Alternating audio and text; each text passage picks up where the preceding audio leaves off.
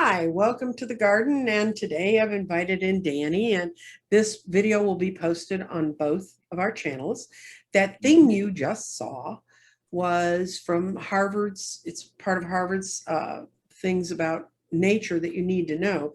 And that was pendulums showing what happens with frequency vibrations, and that when pendulums are at different lengths, they have different frequencies, and they set each other off and create chaos. Then they get back together. And because the subject that we're going to talk about today, and I'll let Danny kind of introduce it, we're talking about ley lines and the frequency and the resonance of our planet. And with that, I'm going to let it go to Danny. I'll let him explain the chaos. He's much better. The chaos. Yes. Thank you for letting me explain chaos when I'm trying to bring everybody together. But it's, when you brought this up to me, it's like way over my head. And it's not only the planet's vibration, but as if we get into it more and more, it's universal. It's from space. It's huge. And the thing that I found so fascinating with the pendulums, the smacking together, is that it felt like that's exactly where we are today in our political climate, in our world climate. We're all on different frequencies, and it's just this chaos. But if we just take a breath and relax into it a little bit, that chaos is going to start to create a balance where we're all working together. So we just have to get through this frequency shift. Mm-hmm. And so that video was super powerful for me, just to let me go, it's going to be okay. It's going to be okay. And then when you started talking about, hey, I want you to watch this video, Roy Duff, which we'll put down in the description, and different ley lines and energy lines on the planet.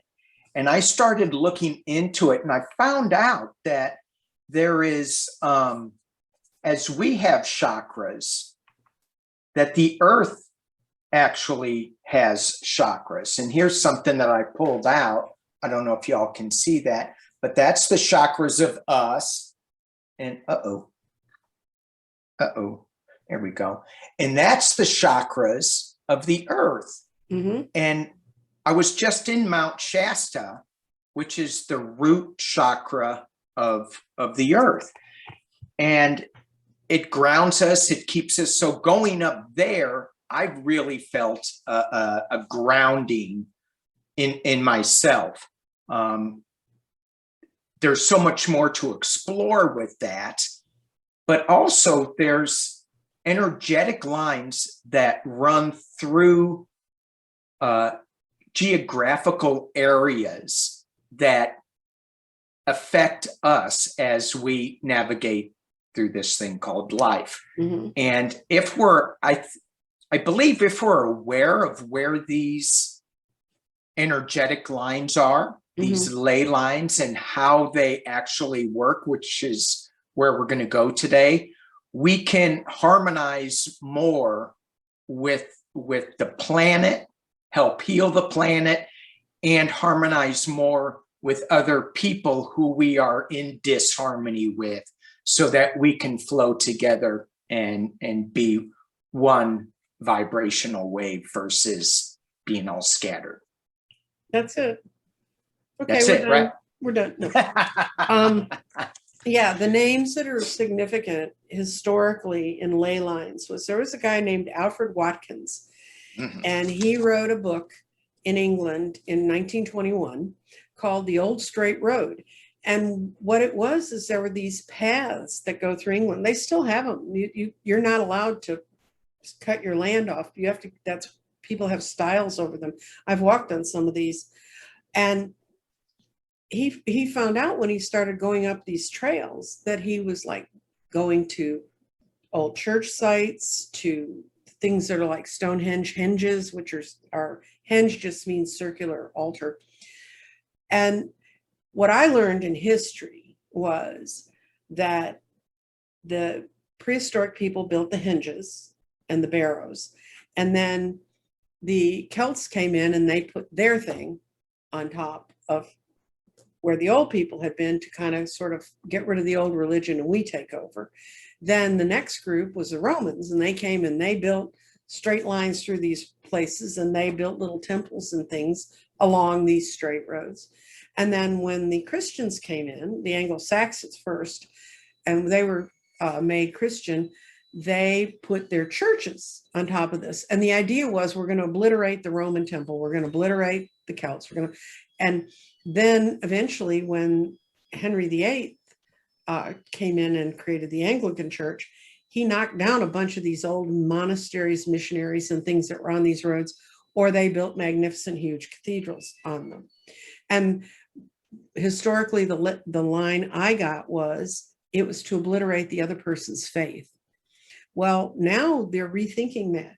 And what they believe, and this is what they can find when they draw the ley lines, they converge on these spaces. Those are sacred spaces. They're sacred spaces, no matter how the human form is expressing it. Correct. And that's one of that was his thing. And so Rory Duff was a geologist, and he would watch people go out with dowsing rods and find where they needed to find minerals and stuff. And he's going, how does this work? He began looking into it. He wandered off into looking into ley lines, and he became one of the first geobiologists, which means he studies the biology of the whole globe. And that biology includes these ley lines. People used to say ley lines are there, but we can't really follow them. We can't really trace them. He and his compatriots, who were scientists, created instruments to be able to read the ley lines. The ley lines, they're so subtonal that we can't hear them. They're created by, they believe, the solid core of the earth and the molten mantle that's going around it. They rub against each other, and they're like ringing a bell, it like sends out a vibration.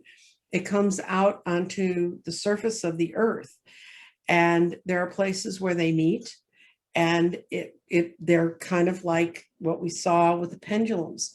They are the places where the pendulums move in rhythm. And Rory even goes to the point of finding ley lines that are disrupted. And he goes in with groups of people, and they use their human consciousness to recreate that ley line and strengthen it. The other interesting things about ley lines is, now that they can really follow them and track them, that there's 4 times a year that the ley lines get straight. They're the 2 solstices and the 2 equinox. When the sun's in that position with our planet, those ley lines get straight. And then if you follow Rory's work, he gets into dragon lines, and those are new big giant ley lines that just appear. And that has to do with the fact they believe that the earth has moved out of a magnetic, not just the earth, our whole galaxy and our whole solar system has moved out of a cloud, a magnetic cloud that has protected us for thousands of years from very specific subatomic particles. And now, and this when everyone falls asleep, I didn't like this in science class, I don't like it now. Just remember that these subatomic particles are coming onto our earth, whether you like it or not, whether you fell asleep in physics or not. And our ley lines are responding to it, and they're creating newer, more powerful ley lines. And ley lines are ancient, ancient, ancient. There's a ley line that goes across Angola. People have walked across it for centuries before Christianity was there. They walked to a healing ground that was there. Now people go there on pilgrimages as Christians. So there's a whole lot of other literature you can go find about specifics about ley lines, but what they do to me is it confirms to me that the energy that I feel on this planet, and that I feel as a reader, is really all around us. And it's not something that's I've just made up. My husband, Bill, was a physicist, and he kept trying to get me to understand quantum mechanics. This is quantum mechanics. This is, we have the wave in our mind, and then we create the particle. This is law of attraction. This is neuroplasticity, is what we call it. The ancient called it, all of reality is an illusion. It all comes from our mind. So we're all part of this giant puffball of energy, and we just see it our own ways. So, really and the thing. Quickly, Go ahead. No, I said that quickly sort of sums up where we got to the day. Right. And it gets all heady, especially for me. I mean, I have a pretty big head. You would think I'd have more stuff in there, but I don't. It just, for me, it goes back into that everything is all connected. And when you were talking about the ley lines out in England, and then in Angola, they're all over the world. The Mayans and the Aztecs and the indigenous North American people, they built their huge monuments, their cities on top of these ley lines. Their trade routes went on these ley lines. And they're discovering that underneath these ley lines are rivers of water in many times. So that water, as we are 98% water. Yeah, it's 95 plus. 95 plus. Yeah, 98 now. Okay, I'm sorry. So we're you might be Danny. Yeah, I might be. So we're basically water. And we're following the water that's in the earth that's vibrating, and our vibration is tied with the vibration of the water rivers in the earth, which are possibly ley line tracks. Well, where ley lines really cross each other, it's called a vortex or vortice, and it's sort of like a giant donut of energy that just is self-generating. And to give you guys an idea of how widespread the sacred nature of this is, Danny talked about that the earth has chakra. He talked about Mount Shasta was the root chakra. The sacral chakra is in Lake Titicaca, which goes across Peru and Bolivia. The solar plexus is in Uluru and Kata, which are those two big red stones out in the middle of Australia. Did you say that right? Uluru? Yeah. And Kata? I think so. Okay. If I didn't, some Aussie will undoubtedly write me. And yes. And it's kind of interesting that is a solar plexus. I don't know if you've ever seen kind of the vision of a solar plexus is that there's a center and then things roll around it. And it's a chakra in us that's right below our rib cage. And I always vision it as like a little solar complex, and not everything's connected there. And those two stones, the Uluru and Kata, are actually 18 miles apart. And they have just banned people from climbing them in the last few years because it was causing disruption. The heart chakra for the earth is in Glastonbury and Shaftesbury in England. I've been to Glastonbury. It's a really incredible place. It's full of all kinds of energy. It is also, the heart chakra is in the volcano in Maui, Hawaii. And trust me, I'm not saying that volcano's name. The fifth chakra is the throat chakra, and it also is in two sites. It's in the pyramids at Giza, Mount Sinai, and the Mount of Olives, that kind of area, which, as we all know, the world sort of screams from there regularly. If throat chakra's expression. The third eye also can be at Glastonbury. It's the only one that has two, but it's a different part of Glastonbury. There's a old hill fort that's at the top of the hill, and that's where they think the third eye is. The crown chakra, which is the last one, is Mount Kailash, and it's in Tibet. And from the ancients of days, the people didn't climb it. They considered it a sacred place that no one climbed. So those are the ones I found most commonly used as the earth chakras. And I think when I put that link up to the map that Danny found, you'll find it there. People, if you want to look and say, am I near a ley line? there's all kinds of maps. Google Ley Lines, and it's Ley lines. All kinds of ley lines in there. And you can, I mean, I found one that was just a map of all the ley lines in Texas. And so everybody goes, well, how the heck did the people decide where these were? Well, in some cases, they followed ancient walking roads. But now, some of the stuff Rory Duff's doing, some of the other things other geobiologists are doing, is they go out and they dowse to find them. And they don't have to go to that location. What they start out with is giant maps, and they walk along the map. And when the dowsing rods come together, they mark it. And then they keep refining and refining and refining those trails. And Rory Duff was working on one 3 or 4 years ago, and it was heading from one coast of Africa and up towards the Mediterranean, and one coming out of the Mediterranean towards it. And it was going to meet in the Atlas Mountains. And I don't know if you know much about the Atlas Mountains, but there's like a whole lot of nothing. It's like worse than West Texas. There's just a whole lot of nothing. And when he finally got it down to where he saw these were going to meet, he got Google Maps to blow up a picture of that area. And lo and behold, there's an oasis there. And not only is there an oasis there, but there's an old Templar ruin there. And the Templars had a whole, and I know people mention Templars and people's eyes roll out of their heads, but the Templars used a lot of the ley line stuff in where they built their places, and they tried to build their churches or their temples in vortices.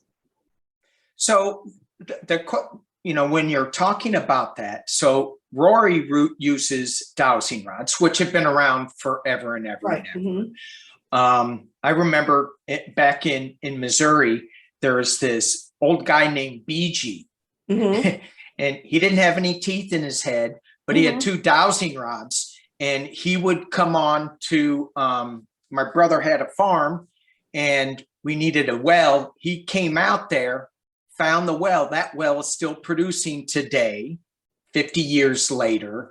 And it was fascinating watching him do this. But going back to the Templars, the ancient ones who were building these cities, these monuments, these temples, I guess psychically, do you get a sense that they were using dowsing rods, or was it just they were more in touch with the energy flow of the planet? I don't know, because I wasn't there. I'll ask Bob next time I have my Akashic records read if I was, and see if we can figure that out. But yeah, I think we're moving into a new age of combined consciousness, and that's one of the things Rory talks a lot about. That it's going to require our combined consciousness to level out some of the damage we're doing to the planet, and if we don't, the planet's going to flick us off like fleas. So yeah. And I think at that point in time, those people were much closer to their consciousness and their roots than we are. That's what I think. They weren't as separated. Matter of fact, there's some theories that I've read a long time ago that says that there was a time when humans were pre-language, and that we didn't have to learn language until we had to take individual roles. Before that, we lived with a combined consciousness. And if anyone's ever really, really been married, and I don't mean just going to get a certificate, but really gets married and melds with someone, I know that Bill and I could think things and know what the other person was thinking, because we were just that close. That energy was that close. But so I can believe we can do it at a micro level. It can happen on a macro level. But that's why it's Rory's. He's got some documentaries you can find on YouTube. I've heard from someone that they fell asleep in them. Who would do that? I don't know. I mean, he's not the most scintillating speaker, but what he's talking about is incredibly interesting. It is. And drink a lot of coffee. Drink a lot. That came to me as a psychic hit. I don't know who this person is that you're talking about. Yeah, that would. I don't know. He has a hot tub in California, I hear. Anyway. But I got interested in it because, like I said, my poor dear husband was trailing me around since the late 70s till he died in 2004, trying to get me to understand quantum mechanics, trying to get me to understand quantum physics. And you saw the first video. At the end of this, there's going to be another video. And it really fascinated me because if you know anything about me, you know I build grids and I build them based on sacred geometry. And sacred geometry has to do with harmonics and how things meld together, what the energy is that's around them. And I found this video where they suspend a drop of water and then it's suspended between two acoustic fields. People can do this. I can't do this. Trust me, this would never happen if they waited for me to figure it out. But then they ran different harmonics through it, and you can actually see the different sacred geometry forms. They can get it up to 8. And when it gets the harmonic above 8, it splits apart. It does. The water doesn't like it. You know, and I talked about this in a previous video about how we need to respect water because we are so much water, and our thoughts that we think and we say, like, you know, when you're having a bad day and you're going, oh, you stupid idiot, why did you do such a, you know, you just start berating yourself. That changes the harmonics in ourselves, our water. And you can see that in this video, which is just so fascinating. And there's other guys who take, I can't remember his name now. People told me when I first mentioned this, it just eludes me, but he took pictures of water molecules. He would grab the water molecules from a container that had the word love written on it, hate written on it, and you can see the different shapes and how angry the water was with the word hate written on it. And so it just goes back to refocusing ourselves on more peace and harmony versus and getting in flow with the true harmonics of the planet. And going back to the ley lines and how they found them, I truly believe that the shamans were so in touch with the vibration of the planet that they didn't necessarily need to have dowsing rods. They could just feel that energy. And I think that's where we're going back to. Maybe not in our lifetime, but generationals in the future, we're getting there. Well, when Rory and some of his compatriots started looking back in literature to try and find more information about the lines and about, because lines are growing all the time. There's a line that emerged in the last few years just north of Big Sur, and it goes all the way across the US and it ends up at a religious site in Wisconsin called Holy Hill. But when his people were looking at this, they found a lot of literature and native legends and Chaka Canyon's part of it. Sedona is definitely a vortex. And they knew it, and the native people knew it. And for us to just dismiss how much of these vibrations are around us is to not be really paying attention. Correct. The experiment you talked about where they put love and hate on jars of water, they were done in Japan. If you look up Japanese water experiment on Google, you'll find it. And actually, eventually, the love water container stayed clear. The one that had hate, that they would come in and they would berate and they would speak badly to it every day, it got murky and horrible and swampy and ugly. Yeah. And people have been able to recreate that energetic feeling. So, you know, that's why people need to be careful what they say to one another. And even when people say evil stuff to us, you need to have a shield around you to protect yourself from that. And you can do that energetically. If you think about it. Right. You know, so, you know, I mean, just putting that shield of love around you so that the negative doesn't come in. And there's negative all around, especially in this political climate. If you have a voice that is different than somebody else's, then it feels like they're bombarding you. They're going to come back at you and tell you that you're stupid, you don't know anything, you're a libertard, you're blah, blah, blah, you're a Republican, whatever, you know? So that bubble of love and shield around you keeps, I feel it like those subatomic particles trying to get in, but they can't, you know? So the negative can't get in. Anyway, it's going down a rabbit hole there. Yeah, trust me, this topic will take you to a rabbit hole. I think what we'd like to do is kind of say, okay, we're opening your mind to this. If you want to see more about this, there's a lot more we can look at as far as universal energy, and kind of for people who are sensitive, like I've been all my life, this stuff doesn't come as a big shock. I think for other people, it's like, what do you mean? There's some big line out there that's making a difference. But these people are doing a lot of interesting experimentation. We're going into a different age. We have to have a different set of sensibilities in order to maneuver through it. And you know, and I was to add to that, you know, because I've been thinking about it so much, moving into this age, and I keep saying it's not a light switch. So our sensitivities to this, is it going to matter in this, you know, on a big global stage? Maybe not, but what we teach our children, our grandchildren, how we teach them to open up to these sensitivities. We're starting off with this, and it's what we teach the future is that's going to be changing things. Right. And the energy shift, you know, and everybody keeps saying, I want to raise my frequency.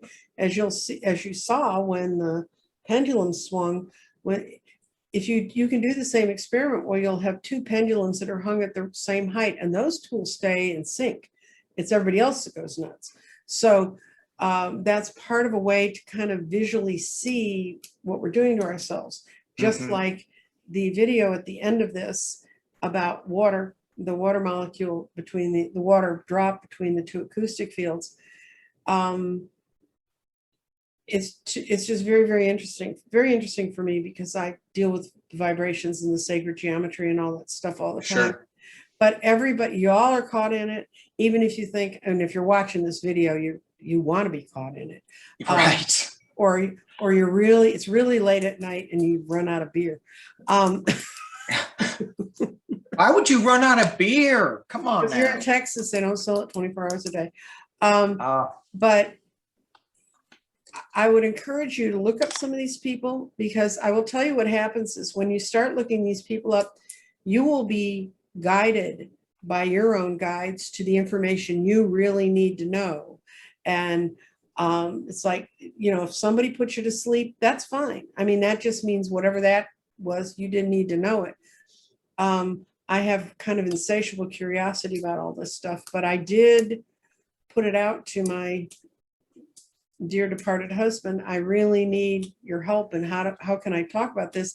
And I found the two videos that are the headers and the footers of this. Right. You know, so I thought, now I think people can kind of see much more quickly, because I've been messing with this stuff for 4 years, Right.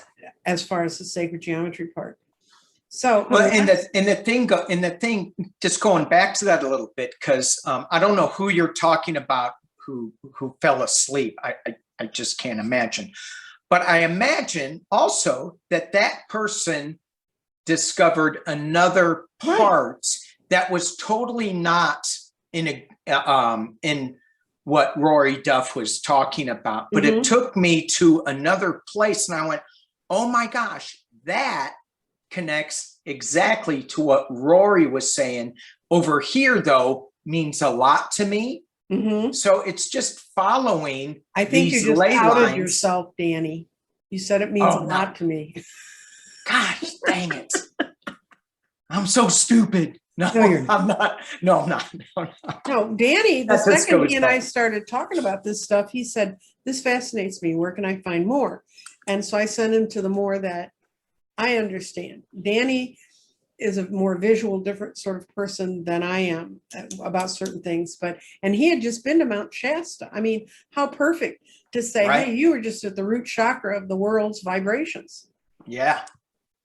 And it is powerful. I'm not sure that you can feel it, understand it, sense it, whatever that is in one short trip. You almost have to be immersed in it and allow yourself, and allowing yourself, I think, is the key. And I just wasn't sure how to open myself up to it. You know, Yeah. I was praying, I was meditating, I was doing all the things I thought that was going to open me up. I'm not sure that was it. I'm gonna discover how I will do that later. See, but there are powerful places, and I can only go and be around them. At my rock shop where I buy my rocks, I plan exactly what I'm going to go looking for when I get in there. I can take about 45 minutes of the energy off all the stones, because they have big, huge stones in there too. mm-hmm. And because I work with the stones all the time, I have my sensitivities raised. But for those of you who want to know a little bit more about dowsing, pendulums are dowsing. And I'm going to put a couple of sites I found about dowsing too, because maybe if you work with, this is some of the first energy. I read cards, but this is some of the first energy where energy was just free form out there. It wasn't in a card. It wasn't in anything else. It just was yes, no's in my college dorm, which was from 1967 to 1971. So in those years, I was learning about this energy. This is some of the energy people who work with this use. So if you just want to kind of play with it, Mm-hmm. and it gives you, because you can play with it, you're not going to explode. I mean, what it does is, to me, it brings great joy, but you're not going to explode. It's not going to make you feel bad. And it might teach you something about your own temperament. It might teach you a new way to get out of being in a bad mood. And when we're going, exactly, teach you how to get out of a bad mood. And when you're looking at these ley lines and these energetic lines on the planet and where you are, I mean, there's some in Illinois. I mean, we didn't even talk about the Illinois mounds. They're huge.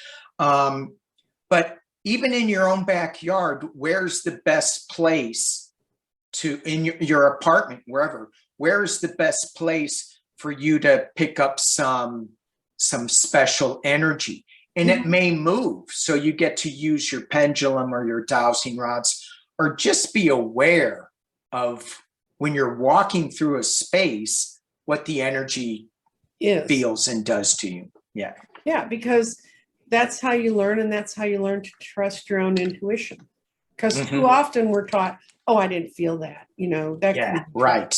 But you know, but it is true, and it does help and the more of us that are attached to this with a positive understanding of the change, and we're all in this circle together, the better it's going to flow for all of us. And that's why the last thing that we're going to cut to when we say goodbye, there'll be a little video, and then Danny and I will be gone. Just watch the video and then you're done. Because tech support's going to edit this in. But remember that theory of go with the flow. Go with the vibrations that are around you, and that understand that if you start to embody those vibrations, which means to take the thought and make it a part of you, you can begin to embody that flow. And flow is really, trust me, when you're in the flow, you never want to get out of it. And every once in a while we stumble off to the shore again. What can I say? There it is. That's it. But anyway, thank you, Danny, for doing this with me. Yay. Thank you, Nancy Jean, for opening me up to Rory Duff and the ley lines. I was having trouble sleeping, and now I sleep so great. Good. So I don't know. This is fascinating. It's fascinating stuff. And if you can write to me in my community comments, if you want to see more like this, you can write to Danny. I don't know what he'll do with them. He'll, but it's good for us to know what sort of material, because some of this stuff people go, oh, no one wants to listen to that. And I often find the topics, I think, does anybody really care? That they care a great deal. Yeah. And it's another way. I mean, I don't want to be greedy with what I know. I also don't want to put you to sleep in your hot tub. Right. Anyway, goodbye. All right. Take care in Thank you. California. Bye, Bye-bye. everybody.